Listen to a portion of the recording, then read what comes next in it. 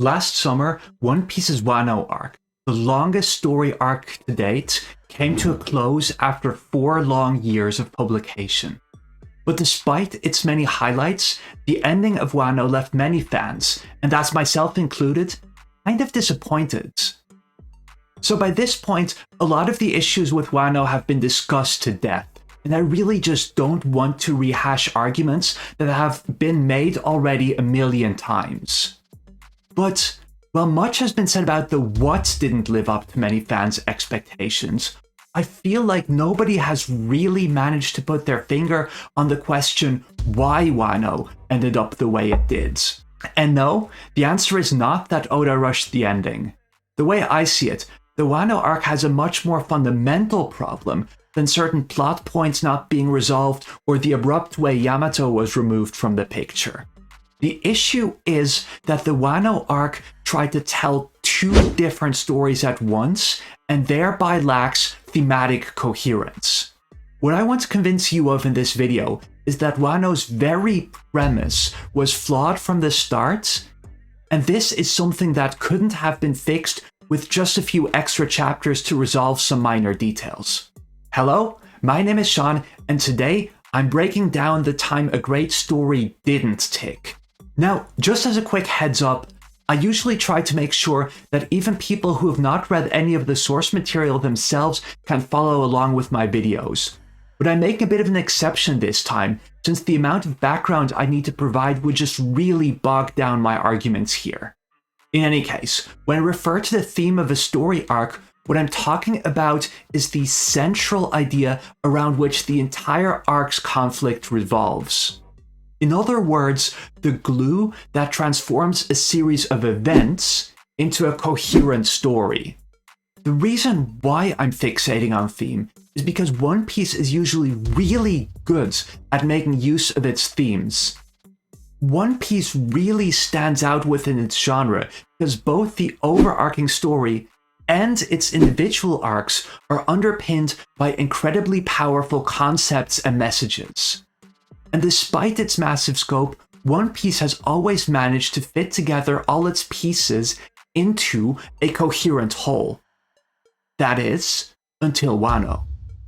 The fundamental problem with Wano, at least as far as I see it, is that it's essentially telling 2 stories that are completely unrelated to each other at once. The first of these is what I'll call the Joy Boy storyline. This is basically all the stuff that ties into One Piece's story at large. And if you look at it in isolation, it's actually surprisingly compelling.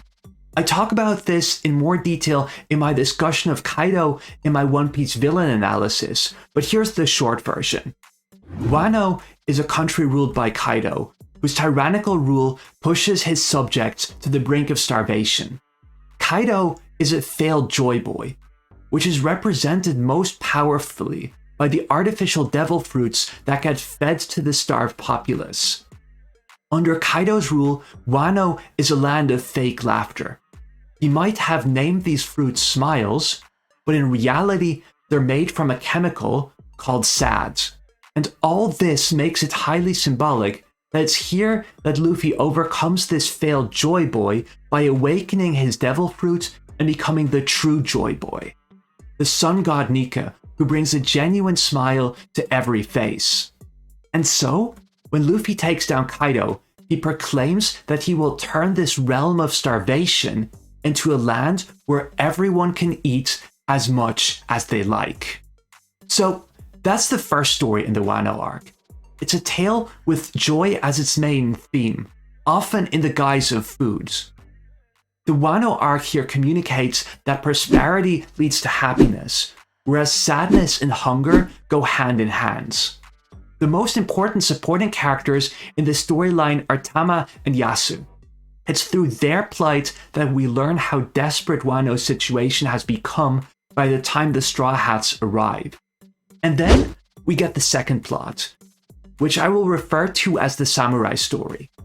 This is basically everything about Oden, about Momonosuke, about the Scabbards, Orochi, and Yamato. And in contrast to the relatively tight Joy Boy storyline, the samurai story explores a lot of different ideas. leadership, loyalty, coming of age, cycles of hatreds. Now, here's the crux of my argument.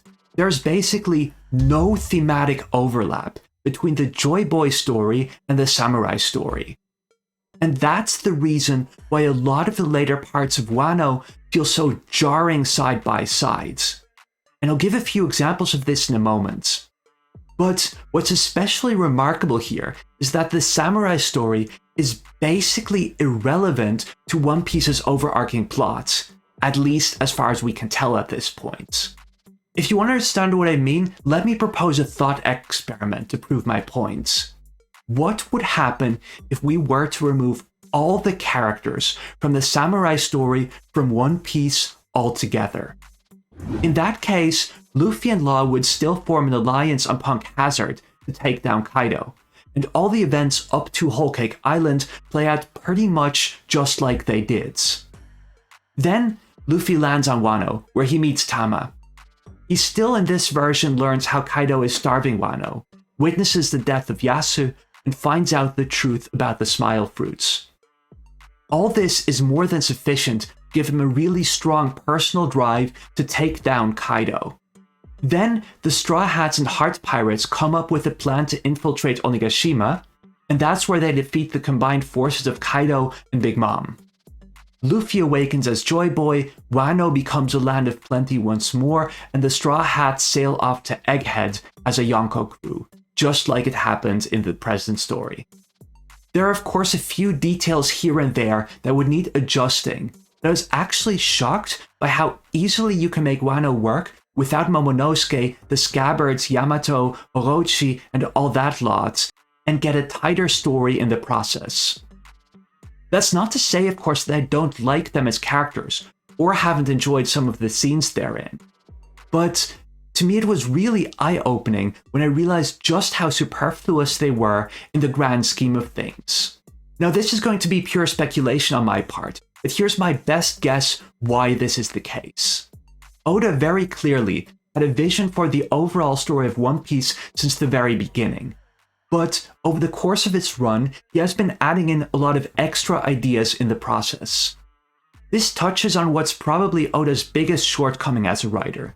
He has ideas coming out of his ears, and he isn't always equally great at trimming the fat. So, at one point, Oda wanted to draw an island based on feudal Japan, and that meant, of course, something with swords and samurai. And so, he decided around Punk Hazard to shoehorn some samurai and samurai-related ideas into an arc that he wouldn't draw for another 10 years. But then, he finally reached the Wano arc, and it turned out that there wasn't really a great way to tie together all the samurai stuff with the overarching story, the thing he had planned out from the beginning. In other words, he'd basically written himself into a bit of a corner here. Of course, all of this is pure speculation, so don't take too much stock of my thoughts. Now, before I discuss the final chapters of Wano themselves, I want to give an example of the standards that One Piece has set for itself up to this point. So, let's have a quick look at Dressrosa, an arc that on paper might present very similar issues as Wano. It's the second longest arc in the series, and it similarly features an enormous cast of characters and a lot of running plot threads at all times. Nevertheless, most everything in Dressrosa revolves around two closely related concepts: love and family. Dressrosa is an island that had been ruled by the Riku dynasty for centuries, until its current king Riku was displaced by the pirate Doflamingo. At its core, the conflict between them is a conflict between two diametrically opposed families: the loving Riku family versus the evil Doflamingo family, with at its head a man who didn't shirk away from killing his own father and brother. And what's the ultimate symbol of Doflamingo's dystopian reign? It's Sugar's toy fruit, an ability that severs even the closest of familial connections, like we saw with Rebecca and the toy soldier who turned out to be her long-lost father. And over the course of the arc, we see a grandson succeeding his grandfather, a marriage between two former enemies, a man who dresses up as his baby to make his comatose wife smile, and Luffy reuniting with his long-lost brother. And all this leads to the arc's spectacular climax, after Luffy brings down Doflamingo and restores the loving Riku family to the throne. As the Straw Hats are about to leave, the allies they made over the course of the arc request to exchange father-son cups with Luffy. In other words, the capstone of an arc that's all about family is that the Straw Hat Pirates become the head of a pirate family themselves. So, with all this, the ending of the Dressrosa arc really surpassed all our wildest expectations. At least, I don't think anyone expected the Straw Hats to gain subordinate crews at this point of the story. But it did so by bringing everything the arc was about together in an incredibly satisfying way. So, this is the kind of writing that I'm using as my point of comparison when I look at the ending of Wano. Compared to Dressrosa, Wano's ending has a ton of static noise. As I noted earlier, the last moment of the clash between Luffy and Kaido hone in on the Joy Boy storyline. While taking Kaido down, Luffy proclaims that he'll make Wano into a land where his friends can eat as much as they want. This is the real Joy Boy taking down the false Joy Boy, turning sadness into laughter. But then, the following chapters shift basically all the focus to the samurai storyline. The significance of Luffy as the new Joy Boy is completely tossed aside, and instead, the falling action hones in on Momonosuke stepping up as the new shogun of Wano. Now, obviously this makes sense in terms of plot, that's not what I'm disputing. Rather, the issue is that the aftermath of the Onigashima raid barely touches on the themes that were put to the fore in the latter parts of the fight between Luffy and Kaido. At least how I understand it, there are 4 key scenes at the end of the Wano arc. There's Momonosuke and the Scabbards returning to the Flower Capital. There's the big party, then we have Luffy declaring Wano his territory, and finally, the controversial Hiyori scene that marks the end of the arc. Of those 4 big moments, 3 of them have nothing to do with the Joy Boy storyline at all. It's only the party, the thing where Luffy makes true on his promise to Tama, that offers a thematic conclusion to the main concerns at the start of the arc. Let me frame this another way. The Wano arc starts with the protagonist meeting a girl who is virtually starved to death. And this prompts Luffy to swear that he will turn Wano into a land where no one goes hungry. But then, 150 chapters later, the arc concludes with Hiyori proclaiming that Kurozumi was born to burn. There's no thematic connection to speak of between the arc's inciting incident and its final scene. The ending doesn't do anything to resolve the problems with which the arc began. Let me make another comparison, this time to the ending of the Alabasta arc. The main theme of that arc is friendship. It's a story where the Straw Hats put everything on the line because of their close friendship with Vivi. Whereas their enemy, Crocodile and his broke works, disparaged the very concept of relying on others. And so, One Piece concludes the arc about friendship with one of the most beloved scenes in the entire series. This is where the Straw Hats say farewell to Vivi by holding up the mark that signifies their everlasting friendship. The reason why this is such a powerful moment is that it caps off everything the Alabasta arc had been about all this time. Wano, on the other hand, is basically the only major story arc in One Piece where it's really hard to tell what it's actually trying to say. It's juggling so many different ideas, but that makes it hard to see the forest through the trees. Its final scene is actually really bizarre for One Piece if you think about it. The arc ends with Hiyori's claim that Kurozumi was born to burn, and all this would frame the preceding events as a kind of elaborate act of vengeance. And that's regardless of whether she's talking about only Kurozumi Orochi or his entire clan. The point is that by giving Hiyori the last words, it's as if everything revolved around taking down Oden's killer. But the thing is, Orochi was only a minor villain at best. One Piece never presents him as posing any serious threat to the Straw Hats and their allies during the Onigashima raids. And what's more, the feud between the Kozuki and the Kurozumi clan was never really on Luffy's mind at all. Luffy had set his sights on Kaido since the start of the arc.